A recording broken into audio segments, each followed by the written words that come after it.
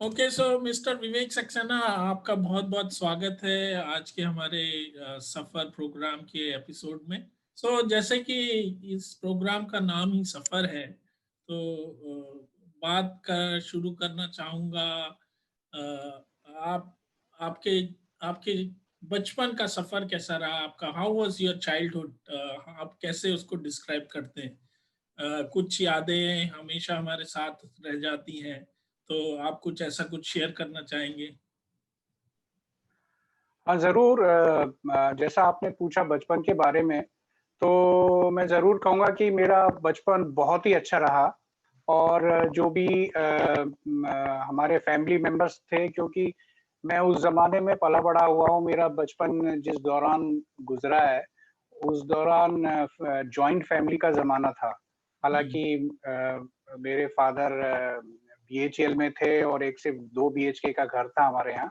But अगर आप देखेंगे और आज भी अगर उस ज़माने के हमारे अड़ोसी-पड़ोसियों से पूछेंगे, तो हुँ, हमेशा हमारे घर मतलब परिवारजनों से भरा रहता था। कभी कोई आ रहा है, कभी विद इन भोपाल ही हमारे बहुत सारे रिलेटिव थे, तो उनका आना-जाना तो चलता ही था और भोपाल के बाहर के रिलेटिवों का आना-जाना भी बहुत ही कॉमन था। तो आप ये मान लीजिए कि ऑन एन एवरेज महीने के 30 दिनों में से 20 दिन हुँ, अ, हुँ, कोई ना कोई रिलेटिव हमारे यहाँ रहता ही था। तो उसके चलते मुझे बाकी सारी जो मेरे चाचा थे, ताऊ थे, ताई जी थी और जो भी मेरे कज़िन ब्रदर्स थे बड़े, मैं सबका चहेता था और मैं सबका लाड-प्यार मुझे मिला। तो आई मस्ट से कि बहुत अच्छा रहा मेरा बचपन और सबका बड़ों का और मेरे कजिन ब्रदर्स जो थे सबका लाड़ प्यार मिला और I still cherish those memories. तो हुँ। It was fantastic and I would always love to go into the memory lane of my those childhood days. बहुत अच्छा लगा जान के कि आपका बचपन बहुत ही भरा-पूरा रहा, परिवार वालों के साथ मिल-जुल के, और सबका प्यार और आशीर्वाद मिला बड़ों का, और साथियों का साथ मिला, कज़िन्स वगैरह जरूर का। जरूर। सो बहुत ही बिल्कुल बिल्कुल। जान के बहुत अच्छा लगा। तो जब हम अपने जीवन में हमारे सराउंडिंग्स में हमारे दोस्त रिश्तेदार होते हैं, तो कुछ लोग ऐसे होते हैं जो आपके ऊपर इम्पैक्ट करते हैं।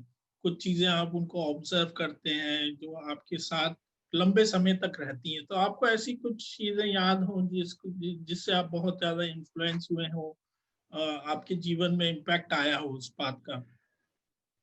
हाँ, ज़रूर। एक्चुअली उन सब चीज़ों को याद करके जब आप मैच्योर्ड हो जाते हैं और जब आप एक रिस्पॉन्सिबल लाइफ में एंटर होते हैं, तो डेफ़िनेटली कुछ चीज़ें होती हैं जो आपने उसको जिया होता है अपने जीवन के सफ़र में।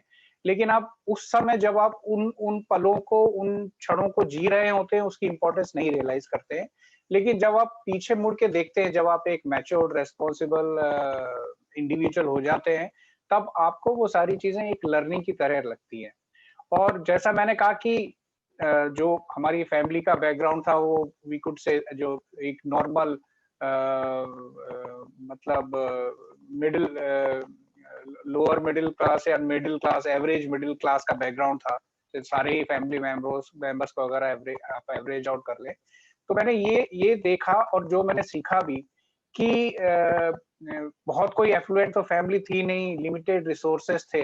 लेकिन जो भी लिमिटेड रिसोर्सेस थे फैमिली में, उन सब के बावजूद मेरे फादर खुद, मेरे पापा जी, ताऊ जी, चाचा जी, बुआ जी, फूफा जी, जिनकी अच्छी बड़ी फैमिली थी, अगर आप सारे हमारे कज़िन ब्रदर्स को काउंट कर लें, तो उतने लिमिटेड रिसोर्सेस के चलते भी जब भी किसी को ज़रूरत पड़ती थी फैमिली में, एक फैमिली से दूसरे फैमिली मेंबर को शादी हो, ब्याह हो या कभी कोई फाइनेंशियल प्रॉब्लम आ जाए, हमेशा वो अपनी जो भी बेस्ट पॉसिबल मदद कर सकते थे, ज़रूर करते थे। अगर फाइनेंशियली नहीं कर सकते थे, तो भी एटलीस्ट फिज़िकली साथ में खड़े रहना, आ जाना, उस मौके पे मौजूद होना और आपको हिम्मत देना। वो बेइंतहा था। तो जैसा मैंने कहा कि ज़रूरी नहीं है कि हर कोई फाइनेंशियली ही हेल्प कर सके, लेकिन वो जो एक एक संबल बनते थे आपका कि नहीं, if you are having a problem है, कोई दिक्कत नहीं है, हम आपके साथ हैं, आप इस प्रॉब्लम से बाहर आ जाओगे। तो उन लिमिटेड रिसोर्सेज के बावजूद भी फैमिली मेंबर्स का हर खुशी में भी और मुसीबतों में एक दूसरे के साथ खड़ा रहना. This is what I have, as I said, seen during my teenage time and my childhood times. और ये आज मुझे लगता है कि not only me, अगर हमारी फैमिली में बाकी सारे लोग ही अच्छा कर रहे हैं, सब लोग लाइफ में वेल सेटल्ड हैं, they are good enough with the resources, और ये इसीलिए हो पाया है कि हमारे जो पेरेंट्स की जनरेशन है, पापा जी की, ताई जी की, ताऊ जी की, बुआ जी की, फूफा जी की, उन सब ने, और उनके जो बड़े बच्चे हैं, जो अगर हमारी एज के हिसाब से देखें तो वो हमसे 10-10, 15-15 साल बड़े भी हैं, बुआ जी के बच्चे. तो उन्होंने ये सब जो फैमिली में एक बॉन्डिंग जो रखी उस दौरान, दुख के समय चाहे सुख के समय, उन सब चीजों का नतीजा है कि आज हम सारे बच्चे वेल टू डू हैं, और उनके आशीर्वाद से और इस बॉन्डिंग की वजह से अब अभी भी जब भी हम कभी मिलते जुलते हैं तो वो बॉन्डिंग फिर से रिफ्लेक्ट होती है. जी, जी, जी। बहुत बहुत बढ़िया। सो आई मीन ये समझ आता है कि एक एकजुट था परिवार, और उसमें बहुत ही आप आत्मीयता थी कि आपने जैसे बताया कि भाई हर हर हर हर एक दूसरे का साथ देना, चाहे अच्छा वक्त हो या बुरा वक्त हो, बहुत जान के खुशी हुई। वो बहुत ही करेक्ट. अच्छा। अच्छा, तो आगे बढ़ते हैं। और जैसे कि कहा जाता है कि हर इंसान का एक अपना खुद का स्ट्रगल होता है। भले ही शायद कई बार वो दुनिया को नहीं दिखता, बट मेरे मेरे हिसाब से मुझे लगता है कि हर इंसान का एक अपना खुद का स्ट्रगल होता है। तो आपके जीवन में ऐसा कोई फेज आया जो आपको लगता है कि यहाँ थोड़ा स्ट्रगलिंग था, और उसको फिर आपने उसको कैसे हैंडल किया, और किस प्रकार उससे एक्सपीरियंस लिया, कुछ सीख मिली?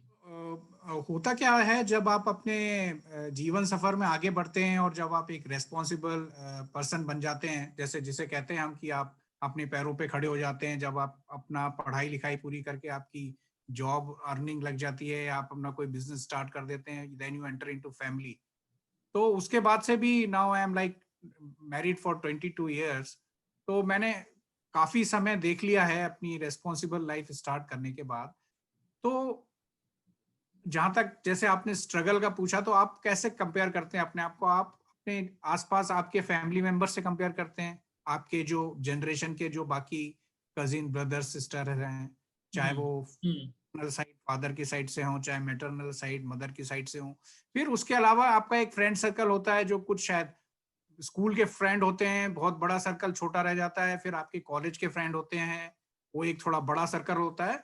और उसके बाद फिर आपकी लाइफ में और जो लोग आपसे जुड़ते हैं सोशल सर्कल में, आपके फैमिली के थ्रू या आपके मे बी बिजनेस प्रोफेशन के through also you make good friendships on personal level.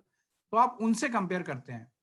तो अगर मैं यही सोचता था कि I must say and admit in this reply to your query is that I'm hmm. really thankful to God hmm. that I have really seen very less struggle in my life. Hmm. Honestly, hmm. Generally आप लोगों से पूछेंगे तो वो कुछ ना कुछ struggle बताएंगे. बट हम्म। अगर मैं अपने आप को मेरे आसपास के फ्रेंड सर्कल से, फैमिली मेंबर से या सोशल सर्कल जो भी मेरा है, और अच्छा खासा है, ऐसा ही नहीं कि मैं सिर्फ 8-10 लोगों को जानता हूं. अगर मैं लिस्ट बनाने जाऊं तो may be it will go definitely beyond 100-150 people. तो हम्म। मैं उनसे अपने आप को कंपेयर करता हूं तो मैं देखता हूं मेरी लाइफ रियली बहुत स्ट्रगल फ्री रही है. हम्म। मैंने बहुत स्ट्रगल किया है, और आई हैव बीन लकी कि पढ़ाई के समय इंजीनियरिंग में एंट्रेंस होना था तो ठीक है, 1 साल एडिशनल लगा बट हो गया. फिर इंजीनियरिंग के बाद जॉब लगनी थी, थोड़ा बहुत स्ट्रगल हुआ, जिसको मैं भी कंपैरेटिव टर्म्स में बोलूंगा उतना ज्यादा नहीं था. कुछ समय बाद जॉब लगी, फिर उसके बाद मैं जॉब में अपना ग्रो करता गया, फिर मेरी शादी हुई, फिर मेरा बच्चा हुआ, और थिंग्स मूव ऑन. फिर मेरे साथ एसोसिएटेड जो मेरे फैमिली मेंबर्स हैं, मदर फादर हैं, थोड़ा बहुत ऊपर नीचे सबके साथ होता है. बट मैं वही कहूंगा कि अगर मैं अपने आसपास मेरे सोशल सर्कल, मेरे नोन सर्कल से कंपेयर करता हूं, तो आई thank God a lot that I have seen really very little struggle compared to I see people who face a lot, who I have experienced in my life around me. Hmm, So not I mean छोटे मोटे instances I would not से कि वो इतने बड़ी चीज में उसको बोलूं कि ये इतना बड़ा स्ट्रगल था मेरे लिए. I must admit that my life has been a struggle free and very simple and calm life so far, and I am thankful to God. Very good, very good. So कुल मिला के हाँ struggle रहे, but वो कुछ इतने महत्वपूर्ण नहीं थे, उनकी वैल्यू या उन्होंने बहुत ज्यादा इम्पैक्ट किया हो, ऐसा ऐसा कुछ बहुत ज्यादा चैलेंजिंग सफर नहीं रहा आपका. बहुत Not अच्छी really. बात है. या अच्छा, अब आगे बढ़ते हैं. तो स्ट्रगल की बात की हमने, आगे बढ़ते हैं. हर इंसान पूरे जीवन में बचपन से लेके जवानी और उसके बाद अपनी फैमिली लाइफ स्टार्ट करता है, तो कुछ सारी चीजें वो अपने आजू बाजू अपने बड़ों से, अपने साथ वालों से सीखता है और उसका खुद का एक परसेप्शन डेवलप करता है, जिसको कि सरल भाषा में हम कह सकते हैं कि आपके लाइफ प्रिंसिपल्स या लाइफ की फिलॉसफी क्या है आपकी. तो Right. आप अपना कुछ ऐसा शेयर करना चाहेंगे कि आपकी लाइफ की फिलॉसफी या प्रिंसिपल्स जो आप फॉलो करते हैं, जो ओवर द टाइम आपके साथ चले आ रहे हैं और आपको हेल्प करते हैं, आपके जैसा जीवन आप व्यतीत करना चाह रहे हैं उसमें फिलॉसफी जो है जीवन की. जरूर. एक्चुअली बिल्कुल सही कहा आपने. जो प्रिंसिपल्स की आपने बात की, जो बेसिकली लोग वही अडॉप्ट करते हैं जो उनको सूट करता है और जो उनको सेटिस्फाई करता है. सब तरह के आपको लोग मिलेंगे जिनको आप अपनी खुद की ओपिनियन में अच्छा बोलेंगे, या कभी आप आपको उसको अपने खुद की ओपिनियन में नॉट सो गुड भी बोल सकते हैं फॉर एनी इंडिविजुअल. बट मैं हमेशा जिस प्रिंसिपल को मैंने अपनाया है वो मैं एडमिट करूंगा कि it has come from my father. तो मुझे याद है कि मैंने 92 में इंजीनियरिंग की थी पास, और 93 से मैं जॉब कर रहा हूँ. और मेरे फादर BHEL से 1996 में रिटायर हुए थे. तो मुझे याद है जब 96 में रिटायर हुए तो because he was person who was very much liked by his colleagues, and उनके जो ऑफिस के लोग थे वो उनको बहुत पसंद करते थे, और उन्होंने एक अच्छी लाइफ BHEL में अपनी प्रोफेशनल लाइफ निकाली. तो उनकी एक पार्टी हुई थी जिसको रिटायरमेंट पार्टी कहते हैं, लास्ट डे वाले दिन. और मुझे याद है वो उनकी रिटायरमेंट पार्टी का एक छोटा सा कॉलम दैनिक भास्कर में भी आया था कि Shri SP Saxena retired after completing so years from BHEL, and then in his party these things happened. तो उन्होंने उस पार्टी में जो भी छोटा सा अपना भाषण दिया था उसमें उन्होंने बोला था कि उनकी लाइफ में, यानी वो अपने बारे में बता रहे थे कि उनकी लाइफ में ऐसे कई मौके आए even during his professional life जब वो कुछ कर सकते थे या दूसरों ने उनको बोला कि तुम ऐसा करते तो शायद तुम आज जिस डेजिग्नेशन लेवल पे हो उससे 1 या 2 डेजिग्नेशन लेवल ऊपर होते, या तुम्हारी और पावर और रिस्पॉन्सिबिलिटी ज्यादा होती, या तुम्हारी सैलरी ज्यादा होती, अर्निंग ज्यादा होती. बट मैंने, मतलब ये फादर कह रहे हैं मेरे उस अपने रिटायरमेंट के उसमें भाषण में, तो उन्होंने कहा बट मैंने ऐसा नहीं किया. बस मैंने एक ही चीज लाइफ में ध्यान में रखी कि मैं ऐसा कुछ भी ना करूं जिससे मुझे रात को नींद ठीक नहीं आए. मतलब उनका कहना था कि ऐसा कुछ हो सकता है कि शायद ऐसे कुछ डिसीजन लेने से उनको शायद प्रमोशन जल्दी मिल जाता, या कुछ पावर रिस्पॉन्सिबिलिटी ज्यादा आ जाती, या उनका सैलरी लेवल इंप्रूव हो जाता, whatever, he would have grown compared to what he actually did in his life. But he said कि he always kept himself away from taking such decisions, because उन्होंने यही अपना प्रिंसिपल बनाया कि life में खुद ऐसे डिसीजन लो जिससे आपके पास शायद रिसोर्सेज कम हो जाए, आपके पास पावर रिस्पॉन्सिबिलिटी कम हो, शायद आपकी अर्निंग कम हो, लेकिन रात को नींद ठीक है. और मुझे तब से अब तक याद है, मुझे भी ऑलमोस्ट नौकरी करते हुए 26-27 साल हो गए हैं. मैंने ये लाइफ में प्रिंसिपल बनाया है, चाहे वो प्रोफेशनल लाइफ हो चाहे पर्सनल, मैं ऐसा कोई काम नहीं करूंगा जिससे मुझे रात को नींद ठीक से ना आए. And that is the reason I have been, I mean, so far neat and clean. ठीक है, दुख तकलीफें आएंगी, सबकी लाइफ में आती हैं, आपकी लाइफ में भी आती हैं, you have to face it. But to taking decisions, sometimes it happens that वो decisions आपको बहुत lucrative लगते हैं और लगते हैं कि ये आपको फायदा दे जाएंगे, लेकिन somehow वो आपको ऐसे ब्रेनस्टॉर्म करेंगे डिसीजन लेने के बाद कि आपको लगेगा यार ये क्या कर दिया, शायद हमें करना चाहिए था, नहीं करना चाहिए था. तो this has principles I have always adopted in my life. Take any decision, but don't take any decision which will give you sleepless nights. So that has good. So इसको अगर मैं अपने हिसाब से सम अप करना चाहूँ तो your principle is tagline, do the right thing. Yeah, so do the right thing that covers that, you will not be doing anything which will get you into some trouble, and then you correct. I mean, not doing anything hanky panky, and also not trying to doing the things in shortcut. Yeah, true. अच्छा, अब थोड़ा सा family की तरफ बढ़ते हैं, तो मैं आपसे जानना चाहूंगा कि आप अपना आपके बेटे के साथ आपके रिलेशनशिप को किस तरह देखते हैं? आप कैसे डिफाइन करेंगे आप अपने बेटे के साथ आपके रिलेशन को? मेरा मतलब पूछने, अगर दूसरे शब्दों में पूछूं तो किस तरह की बॉन्डिंग है आप लोगों के बीच में? नहीं, एक्चुअली एक जो जनरल थिंग है जो सिर्फ मेरे लिए नहीं, सबके लिए मेरे को लगता है अप्लाई होती है, वो ये कि ये एक जो हमारी जनरेशन थी, मतलब जब हम छोटे थे तो हमारे फादर और मदर से रिलेशनशिप होते थे, those were very different, very different. But आज की जनरेशन में जो फादर और चाहे डॉटर हो चाहे सन हो, उनके जो रिलेशनशिप होते हैं वो हमारी जनरेशन से बहुत अलग है.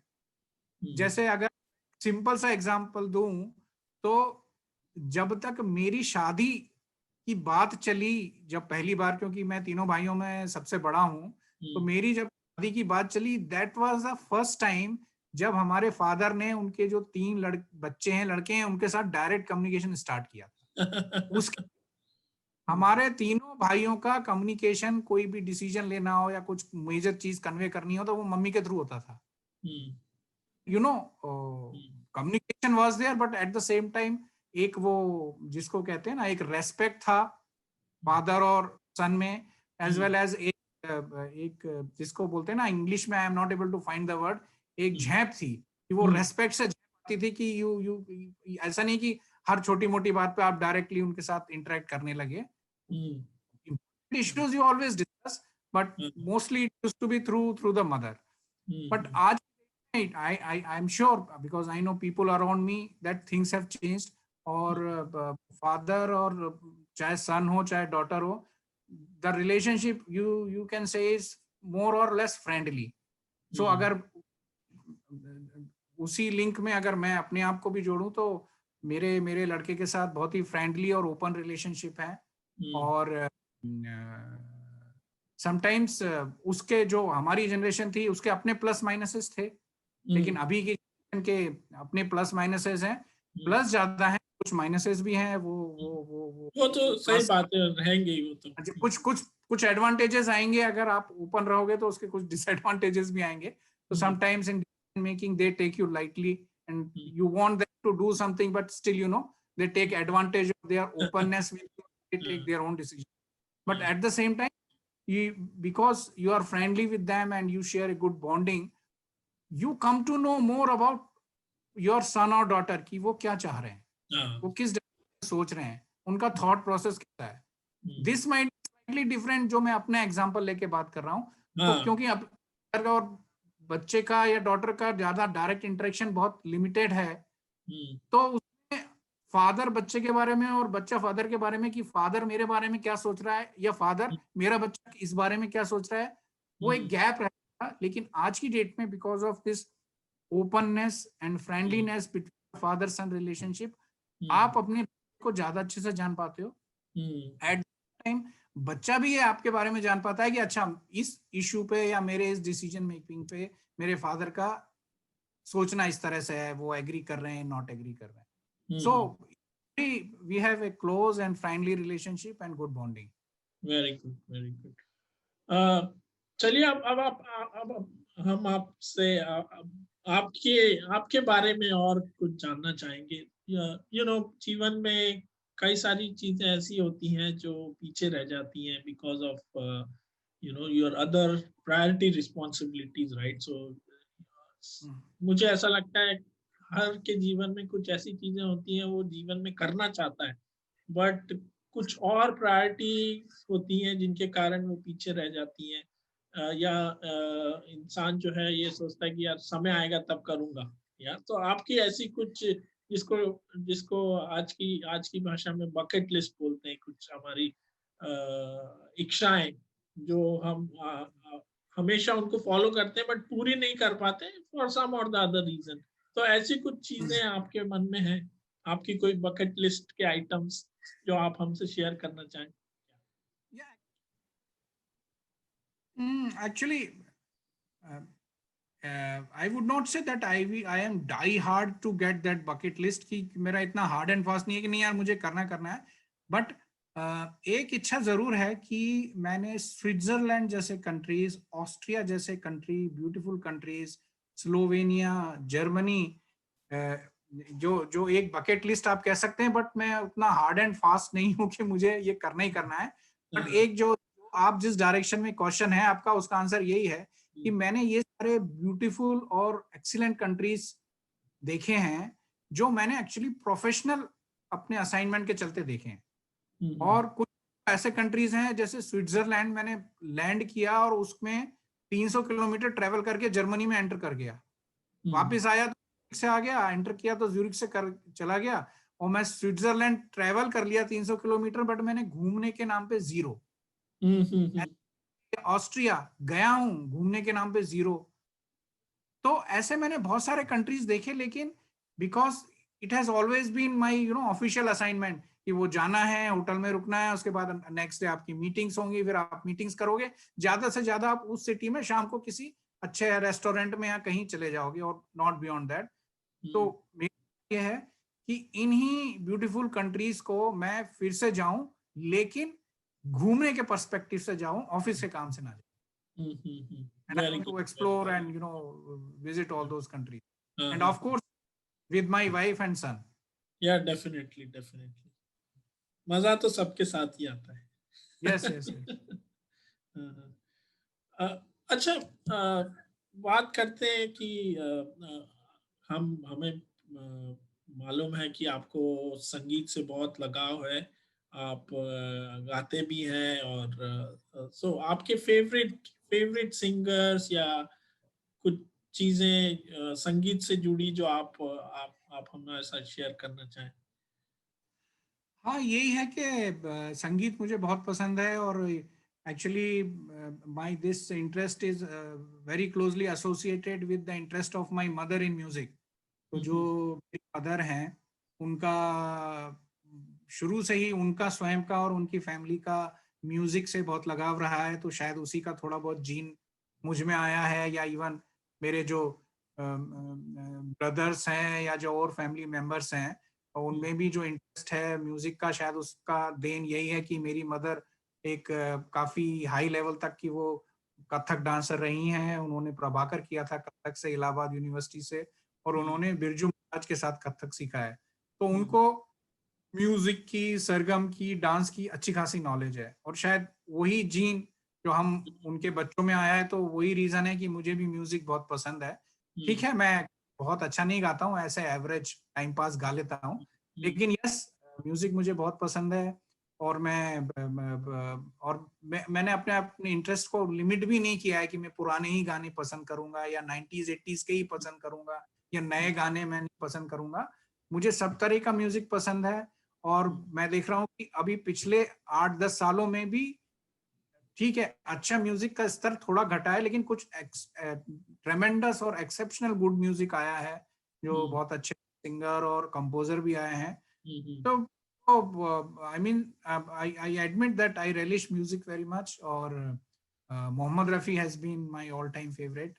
उनके गाने मुझे पसंद है, बट ऐसे नहीं कि मैं वहीं तक रेस्ट्रिक्ट हूँ। मैं मुकेश भी सुनता हूँ, मैं महेंद्र कपूर भी सुनता हूँ। अच्छा संगीत इम्पोर्टेंट है, कौन गा रहा है उससे हाँ, ज्यादा। अच्छा संगीत, उसमें लिरिक्स अच्छा हो, मेलोडी अच्छी हो, और जो आपको ना कई बार होता है कि आप एक गाना सुनते हो और आपको पता भी नहीं चलता कि ये गाना कैसे आपके जहन में आ गया, और आप ऑफिस में वो गुनगुना रहे होते हो। बिल्कुल सही बात है।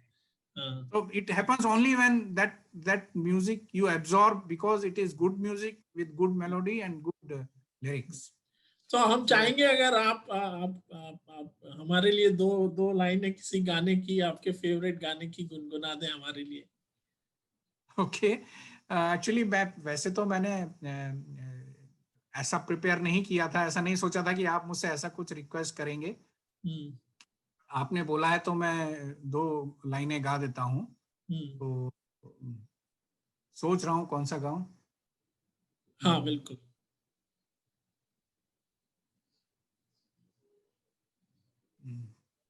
ओके।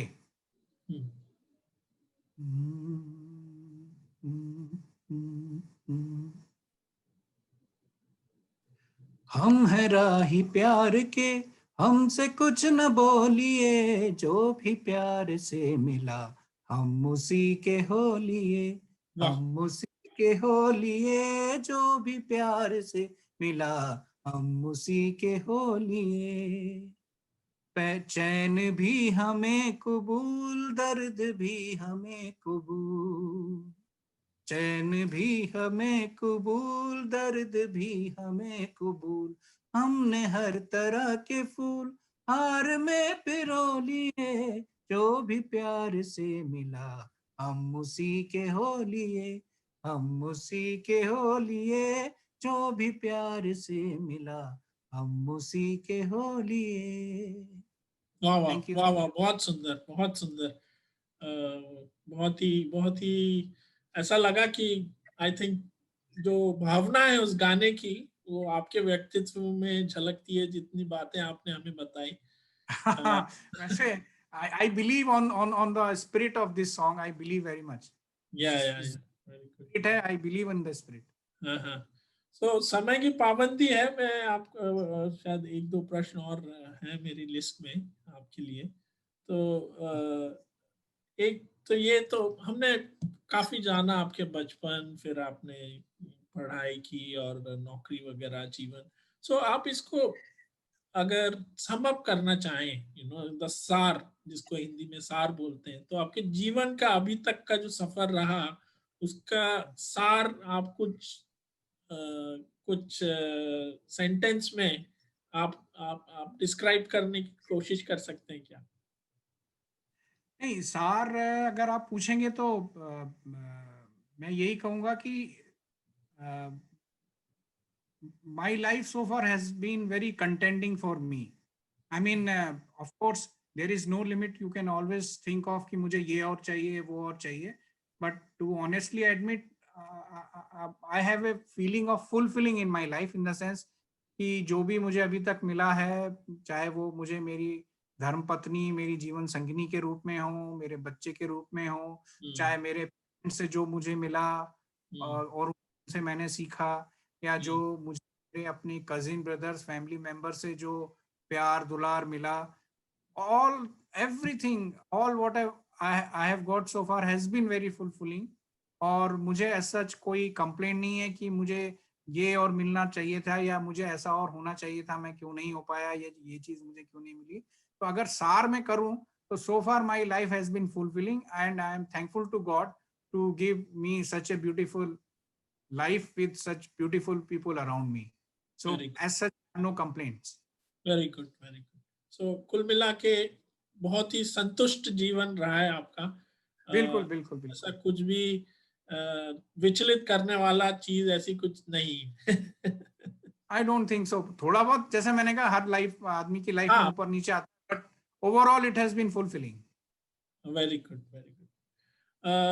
तो प्रॉब्ली आखिरी सवाल जो मेरे लिस्ट में है, सो आप अपने जानने वाले पहचानने वालों को कोई मैसेज देना चाहें, तो वो क्या मैसेज होगा? जो आपके रिलेटिव्स हैं, फ्रेंड्स हैं, जो भी आपके जानने वाले हैं, उनके लिए एक जनरलाइज मैसेज अगर हो कोई, तो वो क्या होगा?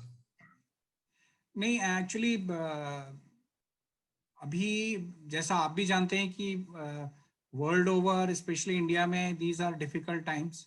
हम काफ़ी एक कठिन समय से गुजर रहे हैं ये पेंडेमिक के चलते, और काफ़ी सारे रेस्ट्रिक्शंस हैं, और लोगों ने जो भी अपना जो भी एक रफ्तार लाइफ की थी उसमें थोड़ी सी रुकावट आई है, और चीज़ें काफ़ी दिक्कतों से भर गई हैं।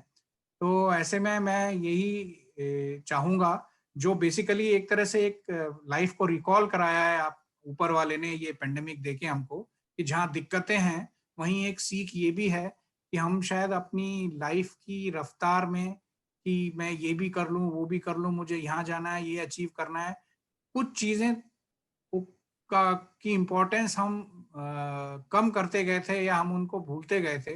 बट ये हमको याद रखना है कि जीवन की आपाधापी में, लाइफ में आप आगे बढ़ते जाएँगे, लेकिन जो आपके जब आप लेट्स से मैं तो अभी 50-51 ही हूँ, लेकिन अगर ऊपर वाले ने लेट्स से मुझे अगर 75 की एज दी है, और जब मैं 75 में पहुँचूँ और व्हेन आई लुक बैक, तो मुझे लगे कि मैंने कुछ अच्छा वक़्त अच्छे लोगों के साथ गुज़ारा, जो आज भी मैं याद करके खुश होता हूँ।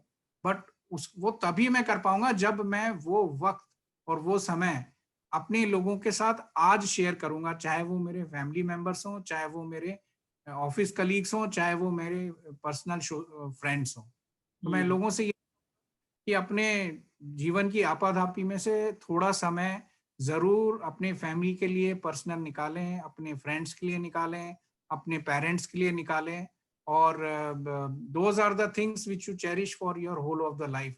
और ये चीज़ें हमें वो खुशी दे सकती हैं जो हमको मटेरियलिस्टिक चीज़ें नहीं दे सकती। बहुत ही सुंदर मैसेज।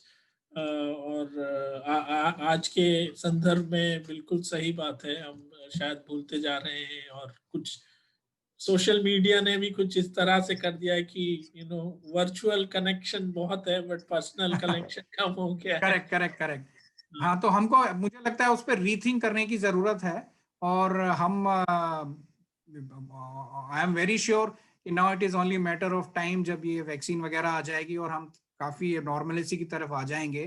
तो जब हम नॉर्मलिसी में आएँ, तो हम अपने one two one interaction, meeting with family, friends, colleagues, और स्पेंडिंग क्वालिटी टाइम उसमें उस इम्पोर्टेंस को समझें लाइफ में, और मटेरियलिस्टिक एम्बिशंस को थोड़ा सा हम कंप्रोमाइज करेंगे, तो हम खुश भी रहेंगे और स्वस्थ भी रहेंगे। बहुत अच्छी बात। चलिए, समय की पाबंदियां हैं। हम्म। आपका बहुत बहुत धन्यवाद, आपने समय निकाला, और हम आपके स्वस्थ जीवन और खुशहाल जीवन की कामना करते हैं। खुश रहिए, और इसी तरह अपने जानने जिनसे आप जुड़े हो सबके खुशियां बिखेरते रहिए। आपको थैंक यू बहुत वेरी मच। और मैं भी आपका आभार करना चाहूंगा कि मेरे हिसाब से पहली बार मेरे लिए भी ये एक मौका है जब किसी ने आपने आपके प्रश्नों के द्वारा मेरे जीवन में इस हद तक झांकने की कोशिश की और मेरे बारे में जानने की कोशिश की। Thank you very much.